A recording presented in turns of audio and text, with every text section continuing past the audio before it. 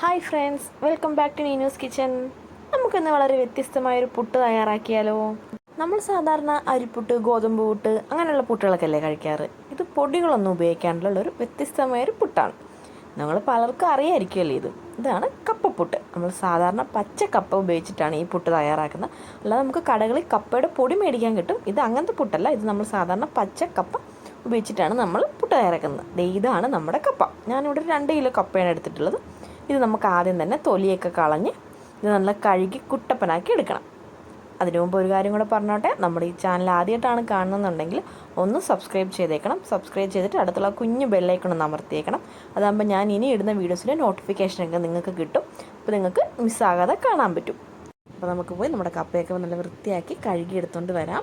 ഇപ്പോൾ നമുക്ക് കപ്പയൊക്കെ പൊളിച്ചിട്ട് നന്നായിട്ട് കഴുകി എടുത്തിട്ടുണ്ട്. ഞാൻ ഒരു കപ്പേനെ 2ആയിട്ട് മുറിച്ചെടുത്തിട്ടുണ്ട്.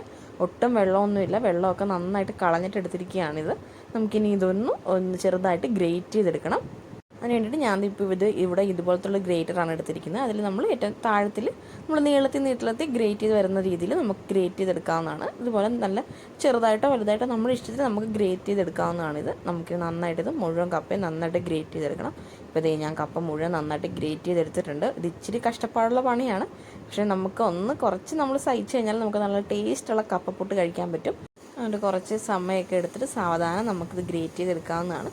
ഇപ്പോൾ ഞാനിതെല്ലാം നന്നായിട്ട് ഗ്രേറ്റ് ചെയ്തെടുത്തതിന് ശേഷം നമ്മൾ കൈ കൊണ്ട് തന്നെ ഒരു ചെറിയൊരു ബോൾ നമ്മുടെ കയ്യിലേക്ക് ആക്കിയെടുക്കണം. എന്നിട്ട് നന്നായിട്ട് പിഴിയണം. മാക്സിമം എന്തോരം നമുക്ക് പിഴിയാവോ അത്രയും നന്നായിട്ട് പിഴിഞ്ഞിട്ട് അതിലുള്ള ആ വെള്ളം നമുക്ക് കളയണം.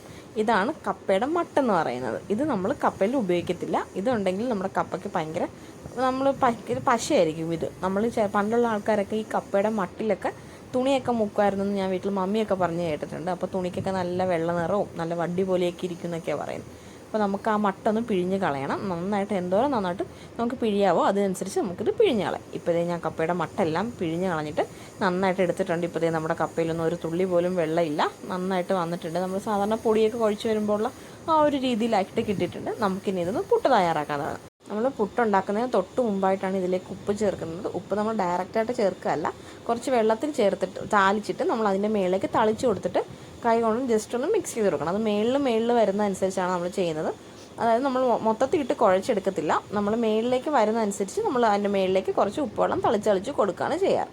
നമുക്കിനി ഇത് എങ്ങനെ വേണമെങ്കിലും നമുക്ക് പുട്ട് തയ്യാറാക്കാം. ഞാനിവിടെ ചിരട്ട പുട്ടിൻ്റെ അതിലാണ് ഉണ്ടാക്കുന്നത്. നമുക്ക് സാധാ പുട്ടൂറ്റിൽ വേണമെങ്കിലും ഉണ്ടാക്കാം. നമ്മൾ സാധാരണ തേങ്ങയൊക്കെ വെച്ചിട്ട് പിന്നെ അതിൻ്റെ മുകളിലേക്ക് കുറച്ച് നമ്മുടെ കപ്പ ഇടുക, പിന്നെ അതിൻ്റെ നടുക്കേക്ക് പിന്നെയും കുറച്ച് തേങ്ങ ഇട്ടിട്ട് പിന്നെയും കപ്പ ഇട്ട് അതിൻ്റെ മുകളിലേക്ക് കുറച്ചുകൂടെ തേങ്ങ ഇടാം. നമുക്ക് തേങ്ങയൊക്കെ നമ്മുടെ ഇഷ്ടത്തിന് നമുക്ക് എന്തോരം തേങ്ങയൊക്കെ ഇടണം അതനുസരിച്ച് നമുക്ക് എടുക്കാവുന്നതാണ്. നമ്മൾ പിന്നെ സാധാരണ പുട്ടൂറ്റിലാണെങ്കിൽ നമ്മൾ സാധാരണ എങ്ങനെയാണോ പുട്ട് തയ്യാറാക്കുന്നത് അതനുസരിച്ച് നമുക്കിത് തയ്യാറാക്കിയെടുക്കാം.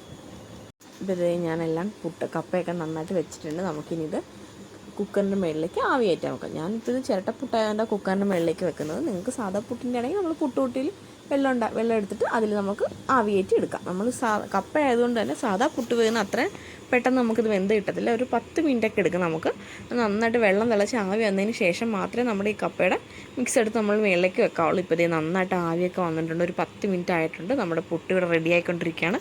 ഇങ്ങനെ ആവി വരുന്ന സമയത്ത് തന്നെ നല്ല കപ്പയുടെയൊക്കെ നല്ലൊരു മണമൊക്കെ വരും. നമുക്ക് ആ സമയമാകുമ്പോഴാണ് നമ്മളിത് എടുക്കേണ്ടത്. ഇപ്പോൾ ഞാൻ എടുത്തിട്ടുണ്ട്. ഇത് നമുക്കിനി ഇതൊന്ന് പാത്രത്തിലേക്ക് മാറ്റാം. ഇപ്പോൾ കപ്പയുടെയൊക്കെ നല്ല അടിപൊളി മണം വരുന്നുണ്ട് ഇത് തുറക്കുമ്പോൾ തന്നെ. അപ്പോൾ നമുക്കിനി നമുക്ക് പാത്രത്തിലേക്ക് മാറ്റാം.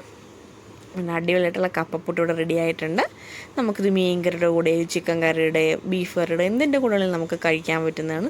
സാധാരണ നമ്മൾ കപ്പ കുഴയും കപ്പ പുഴുങ്ങിയതൊക്കെയല്ലേ കഴിക്കുന്നത്. നമുക്ക് ഇടയ്ക്ക് കപ്പയൊക്കെ ഉണ്ടാകുമ്പോൾ ഇങ്ങനെയൊക്കെ ഉണ്ടാക്കി കഴിക്കുമെങ്കിൽ ഒരു വ്യത്യസ്തമായ രീതിയിൽ നമുക്ക് കഴിക്കാൻ പറ്റും. ഇപ്പോൾ നമുക്ക് നല്ല ടേസ്റ്റ് ആട്ടോ ഈ പുട്ട്. നമുക്ക് സാധാ പുട്ടിൻ്റെ ആ ഒരു ടേസ്റ്റ് നമുക്ക് കപ്പയാണെന്ന് ആരും പറയില്ല ഇത് കഴിച്ചു കഴിഞ്ഞാലേ.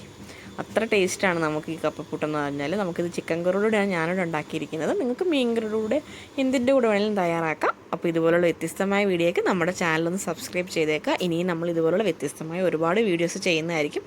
അപ്പോൾ നിങ്ങൾക്ക് എല്ലാവർക്കും നോട്ടിഫിക്കേഷനായിട്ട് കിട്ടാൻ വേണ്ടിയിട്ട് ഒന്ന് സബ്സ്ക്രൈബ് ചെയ്യുക.